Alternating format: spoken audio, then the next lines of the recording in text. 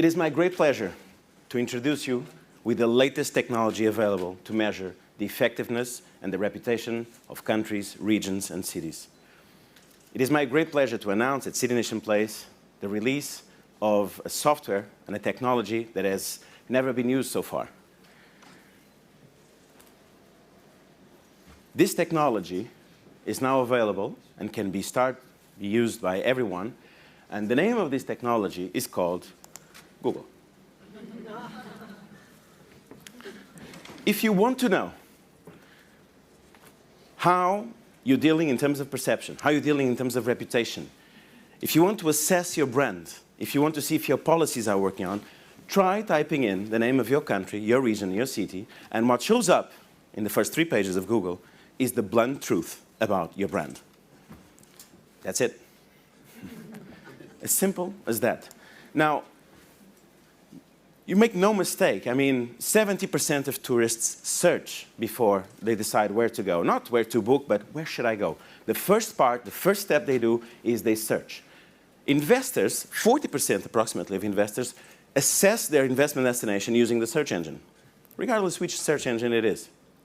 So, the question you have to ask yourselves is, are they searching at all? That's the first question. And the second thing is, what are they searching? And what if what they find, will it change the willingness to invest, to live, to work, and so on?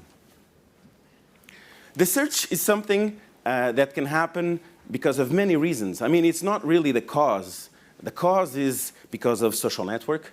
It is because something they read on a post. It's something that it was digital. It has nothing to do with digital. It can be over a conversation in dinner. It could be on a conversation over cafe, something they heard. I mean, forget when we say about the search that it's a digital thing. It is not. It could be triggered by something, or even an article they read on the newspaper, something they saw on TV. It doesn't matter. The cause, in the end, creates the consequence, and the consequence is the search. I mean, think about it. Global stakeholders, like people really searching about your destination, about your place, about your country. I mean, someone really proactively going like, what's going on in Sweden, or Sweden investment, or Luxembourg, or Costa Rica, or Brazil. The proactive approach really is a great indicator if you're doing well or not. The search, the ultimate KPI that really uses and can be used as a metric system to understand how you're doing. So that's why we created the Digital Country Index. Right now, it's available. It's called digitalcountryindex.com. It's available today. We launched it today, the 2nd edition. And basically what this index does is analyze what 5 groups of stakeholders, which is business people, not necessarily interested in investing, foreign direct investors, tourists that maybe want to visit, workforce, like people that want to work, live, and study in a specific place, and of course prominence, where we call them the general citizens, which is people not necessarily interested in anything, but just curious about. Maybe they become the others. So what we did was we grouped all these stakeholders in 5 dimensions. We call them 5 dimensions. Please remember these 5 dimensions because I'm going to talk about them. And the 5 dimensions are exports, investments, tourism, talent, and prominence. Prominence is the aspect of public diplomacy. Now, the way we gather this information is through a technology called digital demand. I mean, what's behind the index is a technology called digital demand.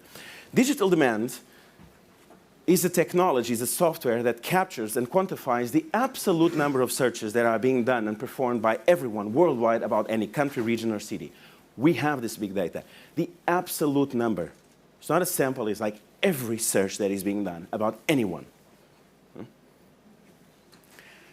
And instead of me start talking about the positions of the country, like, oh, this went up or down, I would like to talk to you about why they went up or down. I'm going to talk about how the policies that you have been implementing, either from a reactive or proactive point of view, how they changed the desire of the interest of someone about a specific country. I mean, by the way, if you think you can do this with Google Trends and that technology, good luck. You know? If you can do that, I'll buy you dinner. On me. I mean, so you can check the online, the digitalcountryindex.com online, whenever you want to see the positions. I'm just going to talk about, here's the top 20. I'll just talk about some highlights of some countries. And I'm going to talk about the dimensions I mentioned. So someone from talent, from investment, from tourism, just highlights, because the detail is on the lunch session. Okay? So I can only talk about the highlights. You know? If I have to talk about information, I have to talk about America.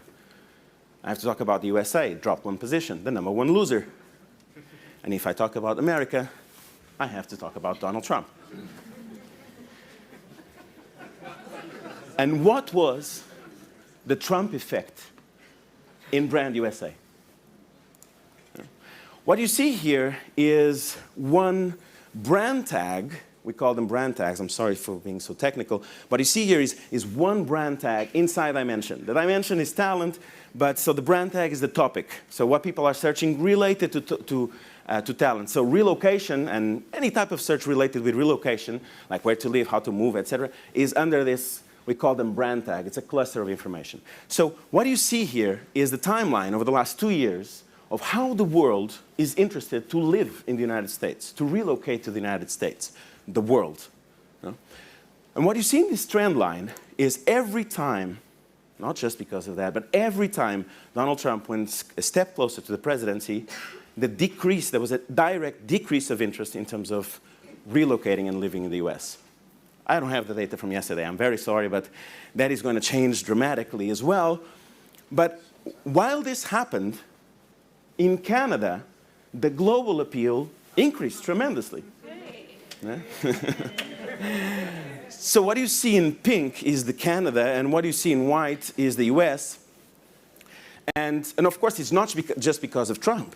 It's because Canada, you know, with its prime minister, with its policies and its brand, is seen as the desired place to live and to work. That's why Canada is the #1 country in our index, the most desired country to relocate and to live in the world. With a little help from our friends, right? But still, it is a consequence. And what's interesting to see this about these peaks is like it's a trend. It's to see like what is the sentiment, what is this telling us? So Canada is going to go up and up and up, and the US is going to go down and down and down. But now I'm talking about the world. What about the US interested in relocating to Canada? And what's interesting about this index and the data we're showing about the digital country index is the digital demand. So we're looking at digital demand data behind the index. Is the KPI on your left. I'm giving you the absolute number of searches. So it's not an average, it's the total number of searches. Yeah? So the US Americans are really interested in relocating to Canada. Actually, Canada immigration website portal crashed yesterday. It's true story. Huh? But still, I mean, these peaks are interesting, but you have to take them with a grain of salt. It's all like 5%. Now I'm sure it increased a little bit. But this is how America wants to go to Canada, and don't get me started with Mexico. Okay? So what you see here is in Canada, the Mexicans interested in living in Canada, and again, not just because of Trump, but also because of the great policies that Canada has been implementing. And again, it's going to be the #1 place for this part of the world. Continuing in prominence, when I talk about prominence, how does terror affect the willingness to live and to work? Still on the dimension of, but now I'm going to focus on interested in working in Paris. Of course, terrorism has a dramatic impact on people. I don't want to go there. But is it something that is just a peak? Is it something that people were just afraid of something and then nothing happens, everything goes down to normal? And the answer is no. Every time there was a terrorist attack, Paris and the brand France was directly, it had a direct hit. And this constant pushing downwards the brand and what the uncertainty about the brand and living and working in France or in Paris has a negative trend. So what France needs to do with this, or Paris needs to do with this, it's another conversation. I'm sorry, I'm not pessimistic, I'm not dark, okay? But moving from terror to war, what is the impact of branding? What is the impact of how does this change? What is the behavior behind this? And why am I showing this? Because Syria was one of the countries that went up in the index, and they were showing going up. Why this happened? I mean, we were looking at the brand tags, now we're looking at prominence, diplomacy. And you see, of course, leaders, war, crime, it went up. But again, these are negative searches. And the negative searches pushes the countries down. So if I have a lot of searches about corruption or about crime, the country goes down. But Syria went up. And why did it went up? I had absolutely no idea. Until I opened the digital demand and I started looking into the data. And in the tourism dimension, this is something I've been working for this for the last 15 years. Not this specifically, but I mean place planning and so on. Tourism went up. People are interested in visiting Syria. Good. Now I understand a couple of things more. And that is why I think it's always important when we look at this, is like not to have our interpretation, but really look at the data and then take the conclusions away from what happened. So in the heat of the moment, when things were going down, there was a demand for tourism and an interest for tourism for Syria. Now, I've been talking about all these things, which is things that just happen and you have to deal with them. What about the policies? What about the strategies that you have been implementing? Do they pay off? Are they good? Are they working? Are they generating the desired appeal? Let's talk about the Olympics. Let's talk about Rio. Let's talk about what was the impact. There's always this conversation, should I have the Olympics or not? What about the bad things that happen? And let me tell you, I mean, you can have the Olympics, you can have something that is great, goes well, but when you have people rebelling on the street, when you have impeachment, when you have corruption, when you have poverty, all the spotlight goes there. And this was all over the news. And this impacted dramatically the brand on a negative side. Did it impact negatively? Okay, I have to show you this graph like this. So just bear with me, okay? So I'm in the dimension of prominence, public diplomacy, and this is corruption. Corruption searches for Brazil.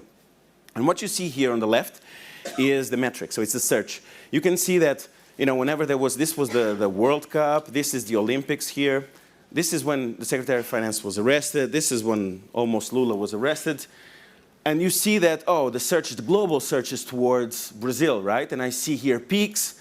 Okay, so this is not helping me, the events that I've been working so hard. Okay, I add a new brand tag, so I have corruption. Now keep an eye on the left, keep an eye on the left. I go into crime, right? So here you go, we're now in 30,000. Okay, big protests on the street, Brazil, everybody, wow, we don't need to spend money on the World Cup, etc., etc. Then this is the story about the swimmer that was robbed. After all, he was not robbed. Again, crime. Now keep an eye on the left, and then boom, I go to poverty and I see like, wow, nearly 60,000 searches just in 1 month. And I go and I see all these brand tags and like the bad will this has, and this was thanks to the policies I was trying to implement, right? Now, check this out. I put a positive brand tag here called arts. Yeah? Now, keep an eye on the left. And arts is pink. Boom. So when you see these were the negative brand tags, and check this out, I mean, arts, just because you were working around it and because the world is looking at you from a different perspective, this was something we'd never figure out could possibly happen. But like, all the negative searches don't even, I mean, the positive searches double all the negative searches together, right? So this is what's interesting when we analyze the data, and so that you can analyze and see why the countries went down or up, and why are people searching and why. And then sometimes, like, I didn't do anything about art, but look at this. It was something that really happened and triggered, and that's what we're trying to measure. And the good policies and the good things that you have been doing as a country, like, for instance, Cuba, the elimination of HIV transmission from mother to child, this had a direct hit in tourism, a direct hit in tourism. Because of this great news, tourists, and from the tourism dimension, you start to increase more and more and more. And when I look into the policies that the US have been doing in the past, let's see if they continue, then you can see as well that the interest and the trend towards Cuba is going to increase and increase. Half of these searches are American, so it's from the US, but still, it is the brand metric that you can analyze and see all over time. Last example I want to give is Costa Rica. So Costa Rica created a policy, of course, because they could, to run the country on 75 days on renewable energy only. Now, did this pay off? Was this interesting? Was this something that the world was interested about? And look at the trends here. So this is when they launched the initiative. And this is all the searches that I have. But again, this is like, oh, this was like just this quick news on something. No, there was a legacy. As you can see, like the world starts seeing Costa Rica as more renewable, sustainable, and you can measure the metric about that. And now they're running a new campaign. We're going to talk about this in the lunch session, and how this is still this legacy and how they impact in terms of branding, right? So in the end, what we want to show is, and to talk about, is the new frontier in terms of place branding, reputation, which is how your place brand, how your country, how your region, how your city has a new area to work on, and that not many countries are working on. It's like, how the hell do I put myself in Google and in the way that when people search for me, what they find is really what I'm working on. And I can make them actually, wanting to them to actually search for the country. So I said, thank you very much. Okay, thank you very much.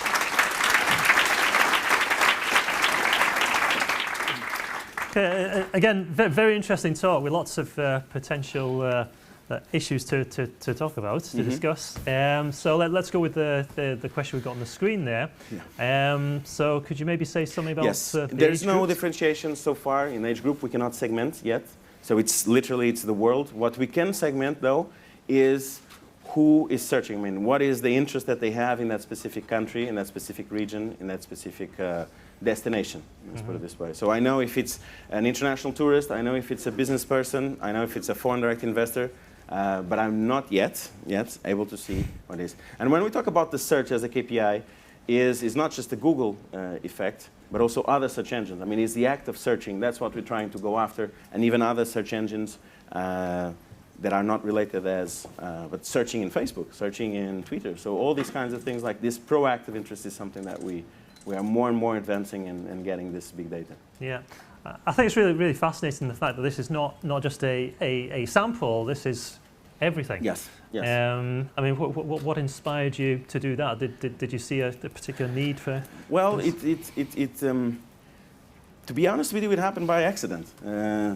We were, as you know, we develop the country brand ranking every year, and one of the metrics we use is this. And we were talking with some of the stakeholders, and they started asking, like, can you analyze this? Can I just have this speed of information? And we said, sure. And then we start to research further and further to see really what was the behavior of the stakeholders. And we thought it was really important. We start to see that everyone Googles the destination, the place. And so that's when actually it happened, and this is 5 years ago. And this is when we start processing and working on the technology to have it and analyze it all over the world. Yep. Okay, thanks very much. Again, unfortunately, we've come to the end of the time for this presentation, but I'd just like to thank again Jose Torres. Thank you very much. Thank you very much.